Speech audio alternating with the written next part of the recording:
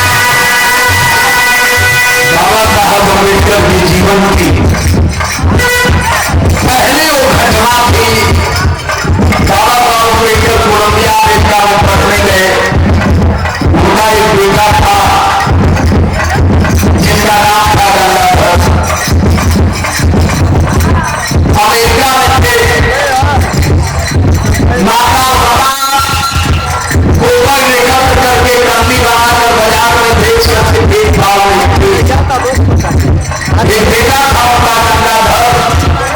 गंगाधर बीमार पड़ा। उसी दरमियान